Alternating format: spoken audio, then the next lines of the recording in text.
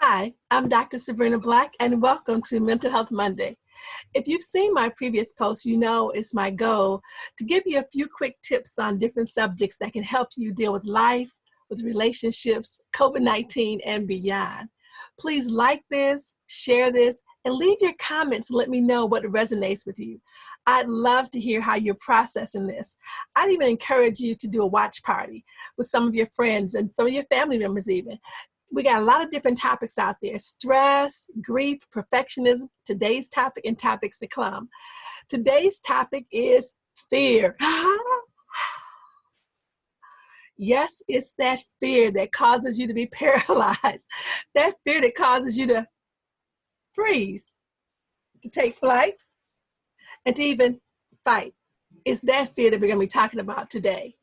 So fear, I know you've probably heard it said before that fear is false evidence appearing real. But what if it's not false and it's actually true? And what if it's not just appearing real, but it is real? False evidence appearing real can still be traumatizing.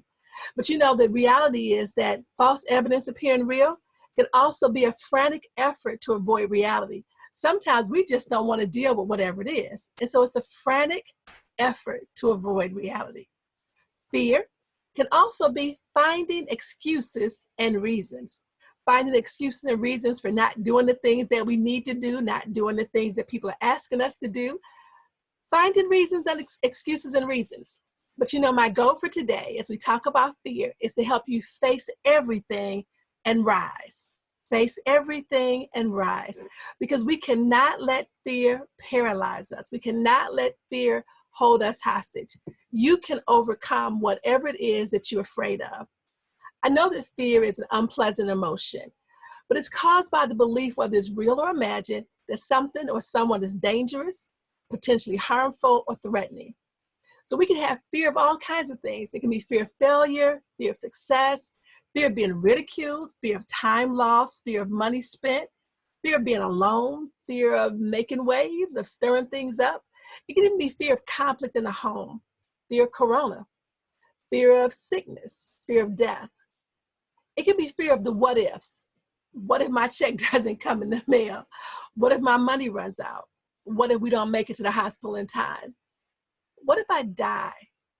What if there's no heaven, there's no hell? What if, what if, what if? What ifs can lead you down a really bad spiral. You know, fear kicks in when we're like blindsided, when we're caught off guard. And you know what it means to be blindsided, to be surprised or to be shocked or to be shaken, to be startled, to have something happen suddenly. And there's all types of challenges that we face when we're afraid. We can face challenges with our finances, challenges with our technology, with our health, with life and death, with family and friends.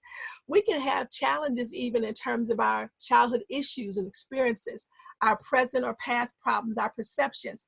You know, I think about fear even as it relates to technology. I had a really bad scare last week that really could have shut me down, but it didn't. My computer died, and it was traumatizing because I was afraid that I wouldn't get my documents out, that I wouldn't get my reports turned in, that I wouldn't get the articles submitted to the magazines. And I have a lot of work on my computer. And at this point, my Word documents are not existent. And when it happened, I was shaken and I went into shock. But I am thankful that I have learned not to be overcome by fear. And so when it happened, I took a deep breath. You know, I like to breathe 4, 7, 8. And so I just stopped, took a deep breath, and I took another one and another one because I was afraid that maybe my things wouldn't come back. Now, that's a little fear, but we can be afraid of even bigger things. So fear produces that rush of energy that makes you react, that makes you freeze or flight or fight. But we can put that energy to good use. And most of you are probably aware that the number one fear for the longest was speaking in public. Now it's probably going to be COVID-19 or death. But you know, you remember speaking in front of the class, having to get your little cue cards together and having to stand up and almost being scared and wonder what's going to come out of your mouth when you speak. Some people are afraid of speaking in class. Some people are afraid of speaking in meetings at work. Speaking at religious events even, sometimes people are sitting in the back of the room thinking, please don't call my name. Please don't call on me. Don't call on me. You know, it's interesting that whenever I speak at conferences or retreats or events all over the world, without fail, somebody always asks me, well, Dr. Black, aren't you afraid when you go up on stage? Don't you get fear and don't you get butterflies when you go? But I'm thinking, absolutely not. My butterflies fly in formation. I don't let them be jittering all over the place. I line them babies up and we go straight down the path because I've learned to manage and overcome my fear. So I don't start speculating about all the things that can go wrong. And that's what fear is. Fear is thinking about all the what ifs. What if this happens? What if this happens? What if this happens? So when I go step up on stage and when I take the mic, I am at no point thinking what might go wrong. And things might, but I'm not thinking about it. I'm thinking of all the things that will go right. I'm thinking about my knowledge of God and his word, and that gives me power to overcome whatever fears I may have. You know, fear is actually ignorance. Now, it's not stupid, but it's not knowing. And if your fear is based on lack of knowledge or lack of information, get the information you need to have. Because if you let your fear overtake you, there'll be so many amazing things that you just want to accomplish with your life. So you want to live your life based on fact, not fiction. You want to live your life based on the truth, because fear can actually grip you and hold you hostage if you let it. You have to choose to face your fears, especially if they are hindering you from daily life functioning or from accomplishing your goals and fulfilling your destiny. You know, really, if you wanted to, you could be afraid of anything and everything from A to Z. There are over 500 plus things listed as phobias, from arachnophobia, fear of spiders, and agoraphobia, fear of open spaces, to xenophobia, fear of strangers, and xenophobia, fear of jealousy. Over 500 phobias. Can you imagine that? You could be afraid of your pencil, afraid of your paper, afraid of everything, but you cannot let fear overtake you.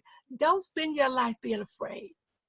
Afraid of pending danger and outcomes, afraid of perception, afraid of hurt and harm. Things may happen, but don't spend your life being afraid of them. You know, for some people, overcoming fear is easy, but for others, it can seem like a weight. And the weight of those feelings, that tear and that dread, can be completely overwhelming. I mean, literally almost suffocating. It can almost feel like you're drowning. And like your thoughts are just spiraling out of control, like you're going down this really bad path. But don't let that happen to you. When we have this sense of pending doom, when we feel like something bad's about to happen, it causes us to be traumatized. You know, there have been things that have happened to me in my life, really tragic situations. And when you've ever gone through a tragedy, you know that that fear gets lodged in your brain and you can play it over and over and over. I mean, that very moment when something happened to you. And a couple of years ago, well, probably about 10 or more years ago at this point, I was actually robbed at gunpoint at a bank. And I can't begin to tell you how afraid I was and the fear that kicked in and how that held me hostage for years. I did not go to a bank for several years. I had somebody do banking for me. I wouldn't leave my house after dark. I mean, so can you imagine? I couldn't even go to prayer meeting on Wednesday nights. They had to provide an escort for me to get back and forth because I was terrified to be out of my house at dark. And if I was out at night, I would be making sure I got home before the sun set because I was just terrified. I was totally afraid. Robbed at gunpoint. Can you imagine that? It caused me to be hypervigilant, to be looking over my shoulders all the time, to be jumpy about every little thing. And although it might not have been visible to people, I know the torment I was feeling on the inside. I was afraid. Fear had kicked in. Some of you may remember the car accident I had a couple of years ago when my car was totaled. I mean, and it was, oh my God, me and my car driving on the icy road, going to do discipleship, going to visit somebody. And I came up off the expressway and I slid on a patch of ice and I ran into the embankment and almost fell off the edge of it. And the fear that kicked in, I just thought, no. And my car hit the rail and it stopped. But I gotta tell you, I didn't want to drive for the rest of the winter, but I could not let fear overtake me. You know, fear can make you forget you know God. It can make you forget that you know God is good, that God has delivered you, he's brought you through, that he has healed you. It can help you forget or make you forget that God has brought you out of the darkness and into the marvelous light. We cannot be traumatized by fear. What is your fear keeping you from doing? What are some of the amazing things you should have accomplished by now, but you just haven't? Because you're afraid of what somebody would think, what somebody would say, afraid that you might look silly, afraid that you might fail. You know, fear can keep you from living your dreams. Fear can keep you from getting involved in ministry, from serving other people. It can keep you from adopting or sponsoring children, from starting a business. Fear can keep you from writing a book or singing a new song. It can keep you from running a marathon. Fear can keep you from doing any number of things. Fear can also keep you from becoming. You know, fear really can hold you hostage. But today, I want to see you set free. I want to see you rise above whatever has been holding you down. So thank you for listening. I'm hoping that you heard something that will be helpful for you and your friends. Remember to like and share this. There's going to be a part 2 because you know I can't get it all in right away. But I want to make sure that the things that I'm sharing with you will matter in your life.